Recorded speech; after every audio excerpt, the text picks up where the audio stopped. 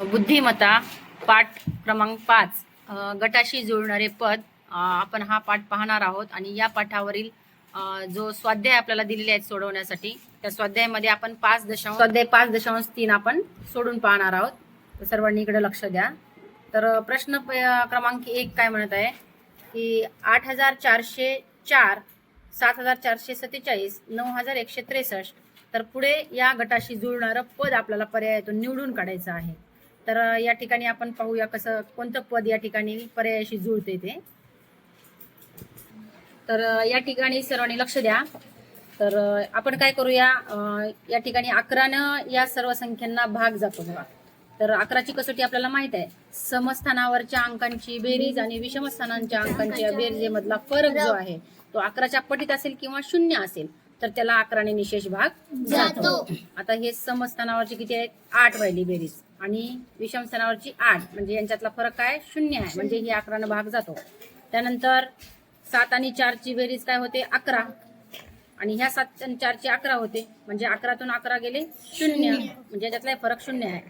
त्याच्यानंतर 3 आणि 1 ची बेरीज काय व्हायला लागली 4 आणि 9 आणि 6 ची बेरीज किती होते 15.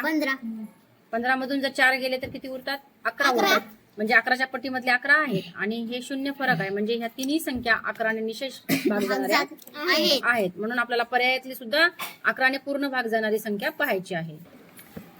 या ठिकाणी बघू आपण पहिला पर्याय. 8 आणि 4 ची बेरीज किती होते 12 आणि 5 आणि 2 ची बेरीज किती होते 7. 12 मधून 7 गेल्यानंतर किती उरतात 5, म्हणजे ही नाहीये. त्याच्यानंतर 0 आणि 3 होतात. 6 आणि 8 14. 14 मधून 3 गेल्यानंतर किती उरतात 11 उरतात, म्हणजे ही 11ने पूर्ण भाग जाणारी संख्या आहे. म्हणून पर्याय क्रमांक 2 या ठिकाणी या गटाशी जुळणारं पद आहे. प्रश्न क्रमांक 2 पहा. 8.1/5 4.3/15 3.2/10. तर या गटाशी जुळणारं खालील कोणता पूर्णांकयुक्त अपूर्णांक आहे ते आपल्याला पाहायचं आहे. तर या ठिकाणी पहा, आपण पाहूया.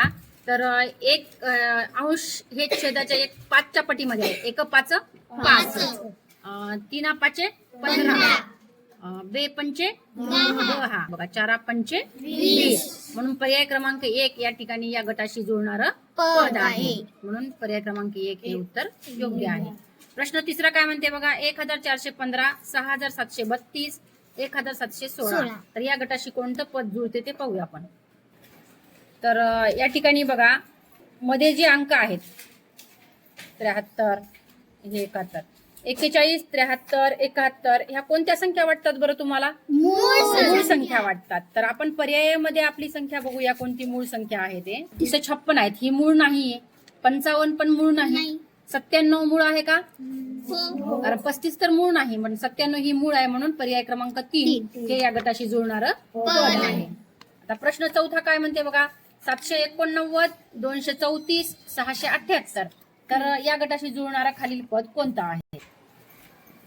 या ठिकाणी बघा 7 8 9 2 3 4 6 7 8 या सगळ्या क्रमिक संख्या आहेत.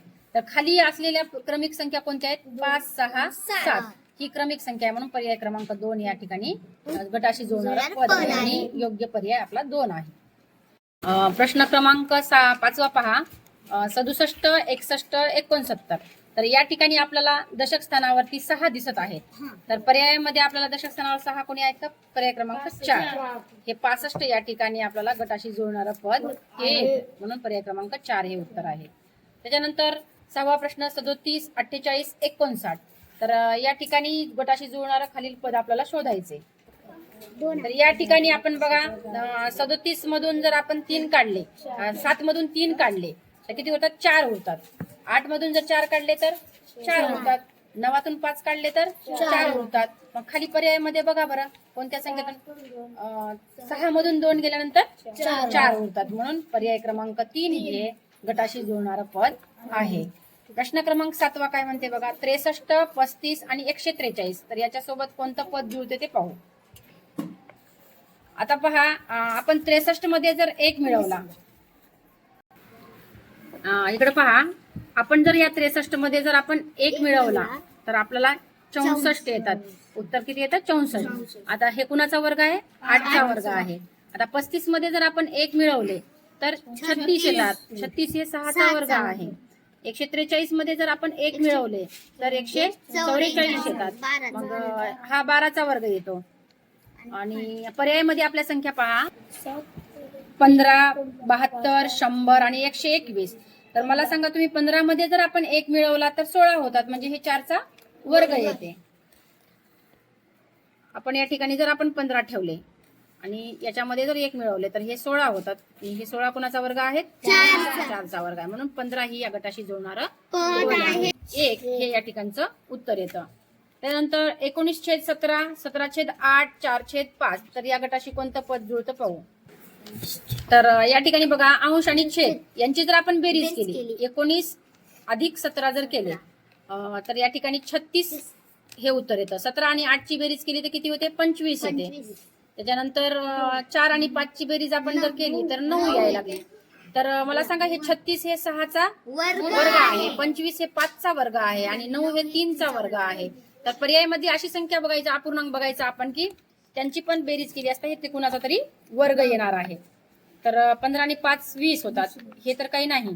10 आणि 6 16, 16 हे कुणाचा वर्ग आहे? 4चा वर्ग आहे. म्हणून पर्याय क्रमांक 2 हे उत्तर या गटाशी जुळणारं पद आहे आणि हे उत्तर आहे. 9वा प्रश्न काय म्हणते बघा 63, 7 आणि 26. तर यामध्ये गटाशी जुळणारं पद आपल्याला शोधायचं. 63, 7 आणि 26. तर या गटाशी जुळणारं पद आपल्याला शोधायचं आहे. तर आपण शोधूया. तर 63 मध्ये जर आपण 1 मिळवला, 1 मिळवले आपण तर किती आले? 64 येतात. 7 मध्ये 1 मिळवला तर 8 येतात आणि 26 मध्ये 1 मिळवला तर 27 येतात. आता मला सांगा ह्या ज्या संख्या आपल्याला मिळालेल्या आहेत ह्या प्रत्येक संख्या घन आहे, म्हणजे 4चा घन आहे 64, 2चा घन 8 आहे आणि 3चा घन 27 आहे. तर आपण पर्यायामधून अशी संख्या काढायची की त्याच्यात 1 मिळवला तर ती पण कुणाचा तरी घन असेल. या ठिकाणी जर आपण 2 मध्ये 1 मिळवता 3 कुणाचा घन नाही. 16 कुणाचा घन आहे का? नाही. 36 वर्ग आहे पण घन नाही. पण शून्यामध्ये जर आपण 1 मिळवला तर 1 येतं आणि 1 हा 1चा घन येऊ शकतो. म्हणून पर्याय क्रमांक 4 हे या गटाशी जुळणारं पद आहे. 442, 282, 822 या गटाशी जुळणारं खालीलपैकी पद आपण ओळखूया. तर या ठिकाणी लक्ष द्या. 4 गुणिले 4 गुणिले 2 आपण 4 चौक 16, 16 दोन्ही 32. 2 गुणिले 8 गुणिले 2 82, 16 16 दोन्ही 32. 8 गुणिले 2 गुणिले 2 8 दोन्ही 16, 16 दोन्ही 32. म्हणजे प्रत्येक संख्येमधला जर संख्यांचा गुणाकार केला तर गुणाकार 32 येतोय. तर आपण पर्यायामध्ये पण त्या पर्यायामध्ये पाहूया गुणाकार करून. तर 8 गुणिले 0 8 0 0 0 गुणिले 4 म्हणजे 0 4 0 यायला लागलाय. 8 1 8 आणि 8 1 8 8 यायला लागलाय. 8 1 8 आणि 8 चौक 32 म्हणजे पर्याय क्रमांक 3 या ठिकाणी गटाशी जुळणारं पद आहे.